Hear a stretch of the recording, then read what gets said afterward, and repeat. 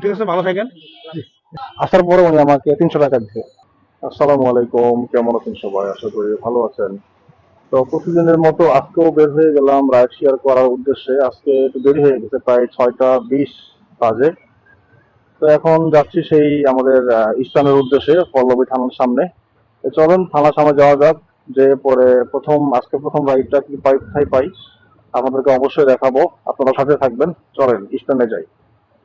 তো আলহামদুলিল্লাহ আজকে দিনের প্রথম রাইডটা পেয়ে গেলাম অনলাইনে। তো উনি যাবে হচ্ছে নিকুঞ্জ 2-তে। সাগুপ্তার ভিতরে থেকে আসবে, তবে সাগুপ্তার ঢোকার সময় যে রাস্তাটা প্রচণ্ড কাদা পানি ভরা। জানি না এটা কেন ঠিক হয় না, অনেক বছর ধরে এই সমস্যাটা হচ্ছে, তবে ঠিক হওয়া উচিত। তো ভাইয়ের কাছে গেলাম। ভাই খুব ভদ্রলোক, কিন্তু সমস্যা হলো উনি একটু সামনের দিকে আসবেন না মেন রোডে।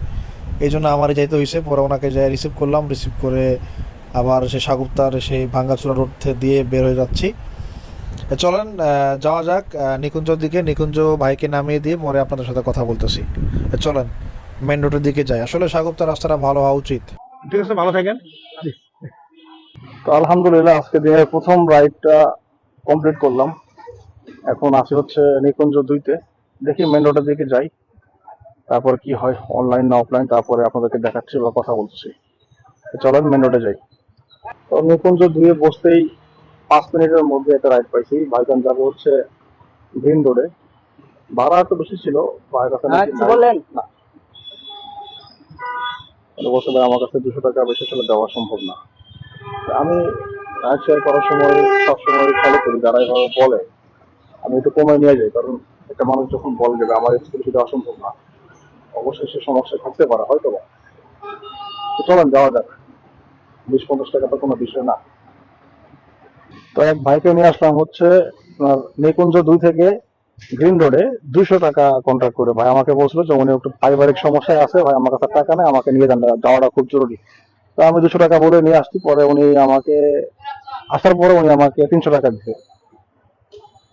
আলহামদুলিল্লাহ, ওই যে নসিব।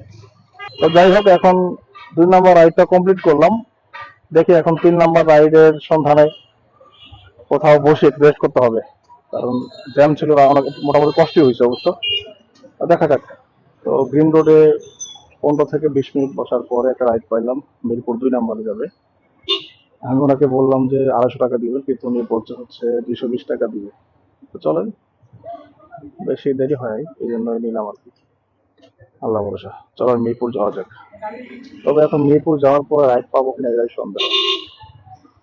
ঠিক আছে ভাই, ভালো থাকেন ভাই। হ্যাঁ, দোয়া রাখেন। বাইকে নামাই দিলাম। এই মণিপুরি স্কুলটা যে আছে 60 ফিটে, এর আশেপাশে একটু ভিতরে। এদিকে তো আর কোনো রাইডের জায়গা নেই এখন। দেখি কোথায় যাওয়া যায়, চলেন।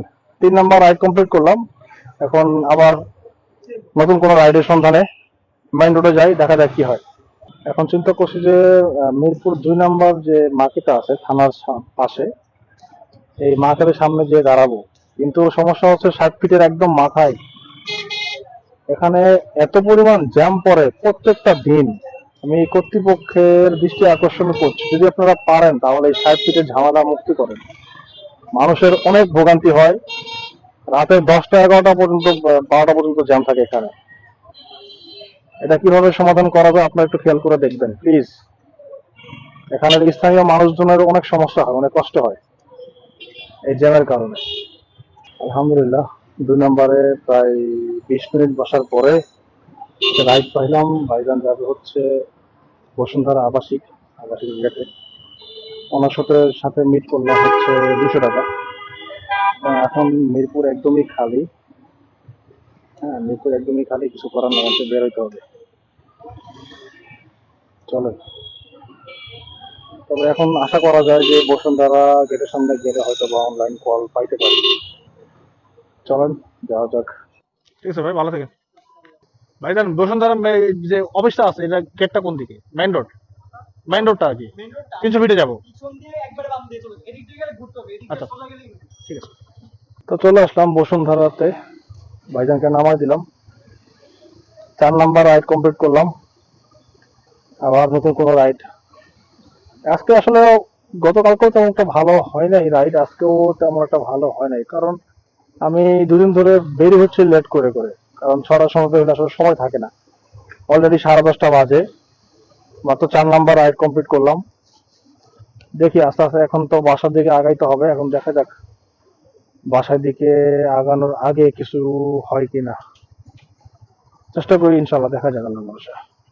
তো অনেক চেষ্টা করার পরেও বসুন্ধরার ভিতর থেকে বা মেইন গেটের সামনে থেকে কোনো রাইড পাইলাম না, অনলাইন অফলাইন কিছুই পাই না। এখন যাচ্ছি হচ্ছে কুড়িল বিশ্ব রোডে ফ্লাইওভারের নিচে। এখন দেখা যাক ওখানে যায় কিছু হয় নাকি। ওখানে যায় 10 মিনিট দেখবো, 10-15 মিনিটের মধ্যে কিছু না হইলে সোজা বাসায়।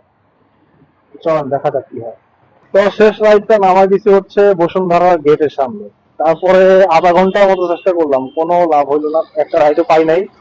রাত 11টা বেশি বেজে গেছে, এখন তো আর বাইরে থাকা সম্ভব না, বাসার দিকে যাইতে হবে। তো যাওয়ার আগে আপনাদেরকে আমি আজকে হিসেবটা বলি। আজকে বের হয়েছিলাম হচ্ছে 6টার পরে, ধরুন 6টায় ধরলাম, 5 ঘন্টা, 6টা থেকে হলো 11টা, এখন 5 ঘন্টায় আমার আজকে ইনকাম হয়েছে 880 টাকা। আর আমার গাড়ি চলছে হচ্ছে অলরেডি 45 কিলোমিটার। এ হলো অবস্থা। এখন চলে যাচ্ছি বাসার দিকে। এখন আর রাইড পাওয়া বা দেওয়া সম্ভব না, কারণ রাত হয়ে গেছে। আজকের পূর্ণাঙ্গ হিসাব এটাই, আজকে আমার ইনকাম হচ্ছে 880 টাকা 5 ঘন্টায়। আলহামদুলিল্লাহ, হয়তো বা রিজিকে এটাই ছিল। আর আমি আজকে ভিডিও শেষ করার আগে একটা কথা বলি ভাই, আপনারা যারা এখনো বেকার আছেন তারা কোনো না কোনো কাজ করেন। কারণ আপনি কোনো না কোনো কাজ করলে দেখবেন যে আল্লাহ আপনার সেই কাজের উপরে আপনার রিজিক নির্ভর করে দিচ্ছে। এই যে আমি